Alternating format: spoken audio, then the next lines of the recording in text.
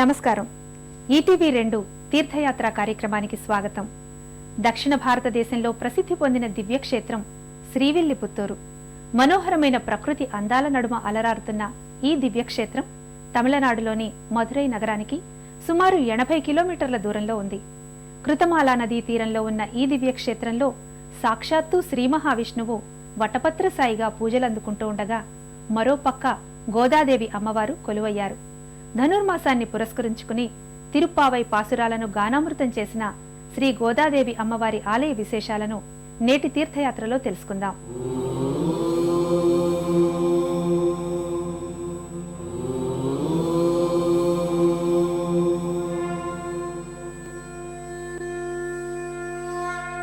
సాక్షాత్తు గోదాదేవి అమ్మవారి జన్మస్థలంగా ఖ్యాతికెక్కిన శ్రీవిల్లిపుత్తూరు క్షేత్రం 108 దివ్య దేశాలలో ఒకటిగా అలరారుతోంది. మహిమాన్వితాలకు నెలవుగా ఖ్యాతికెక్కిన ఈ ఆలయ శోభ వర్ణనాతీతం.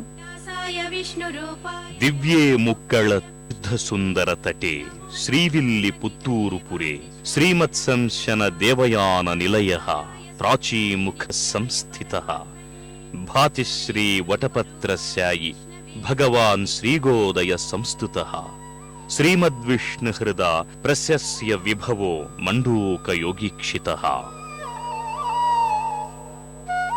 దక్షిణ భారతదేశంలో ప్రసిద్ధి పొందిన దివ్యక్షేత్రం శ్రీవిల్లిపుత్తూరు. ఈ క్షేత్రంలో ఆవిర్భవించిన శ్రీ ఆండాళ్ అమ్మవారు వటపత్ర సాయి స్వామి భక్తుల కల్పవృక్షంగా నిత్య నీరాజనాలందుకుంటున్న శుభ మంగళమూర్తులు. మనోహరమైన ప్రకృతి సోయగాల మధ్య కృతమాలా నదీ తీరాన నెలకొని ఉన్న శ్రీవిల్లిపుత్తూరు క్షేత్ర దర్శనం కోసం భక్తులు వేలాదిగా తరలివస్తారు.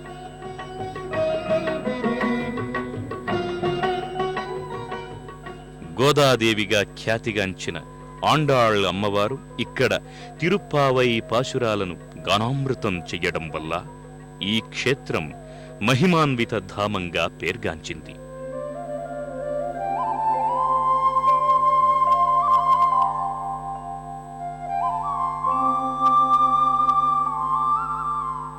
తమిళనాడు రాష్ట్రం మధురై నగరానికి 80 కిలోమీటర్ల దూరంలో ఉన్న ఈ దివ్యక్షేత్రానికి చేరుకోవడానికి మధురై నగరం వరకు బస్సు లేదా రైల్లో వచ్చి అక్కడ నుండి నేరుగా బస్సులో ఈ క్షేత్రానికి చేరుకోవచ్చు. ఈ క్షేత్రానికి శ్రీవిల్లిపుత్తూరు అనే పేరు రావడానికి పురాణ గాథ ఒకటి ప్రచారంలో ఉంది. ఒకప్పుడు అడవిగా ఉండే ఈ ప్రాంతాన్ని విల్లి అనే కిరాతరాజు పాలించేవాడు.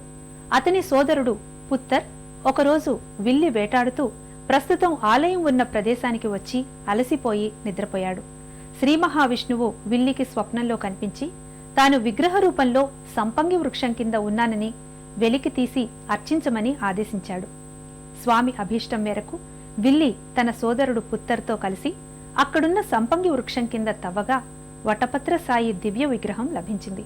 అనంతరం ఆ సోదరులు అక్కడే ఓ ఆలయాన్ని, ఊరును నిర్మించారు. ఆ సోదరుల పేరు మీదే విల్లిపుత్తూరు గ్రామం ఏర్పడింది. అనంతర కాలంలో ఆండాళ్ అమ్మవారు అవతరించిన ప్రదేశం కనుక శ్రీ అనే శుభార్థాక్షరం చేరి శ్రీవిల్లిపుత్తూరు అనే పేరు వచ్చింది. అత్యంత ప్రాచీనమైన ప్రసిద్ధమైన శ్రీ ఆండాళ్ అమ్మవారి దేవాలయాన్ని పాండ్య, చోళ, విజయనగర, మధుర నాయక రాజులు భక్తి శ్రద్ధలతో నిర్మించి పరిపోషించినట్లు చారిత్రక ఆధారాల ద్వారా తెలుస్తోన్నది. గోదాదేవిగా పేర్గాంచిన శ్రీ ఆండాళ్ అమ్మవారి ఆలయ రాజగోపురం దూరం నుంచే సుందర గంభీరంగా భక్తులకు దర్శనమిస్తుంది.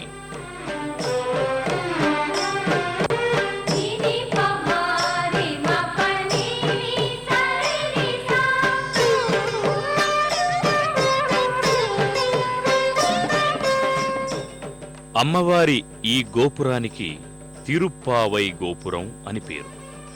గోదాదేవికి చెందిన 30 పాశురాలలోని కథలను ఈ గోపురం మీద హృదయంగా చిత్రీకరించారు. అనేక పురాణగాథల విశేష శిల్పాలతోనూ సుందరమైన విశాల మండపాలతోనూ ఆద్యంతం భక్తుల్ని కట్టిపడేసే ఈ దివ్యాలయ శోభ వర్ణనాతీతం.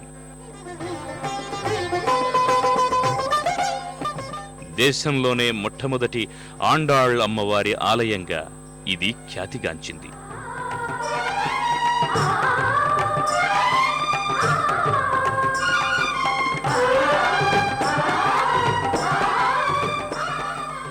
శ్రీకృష్ణదేవరాయలు ఈ ఆలయ అభివృద్ధికి అనేక మాన్యాలిచ్చినట్లు చారిత్రక ఆధారాల ద్వారా తెలుస్తోంది.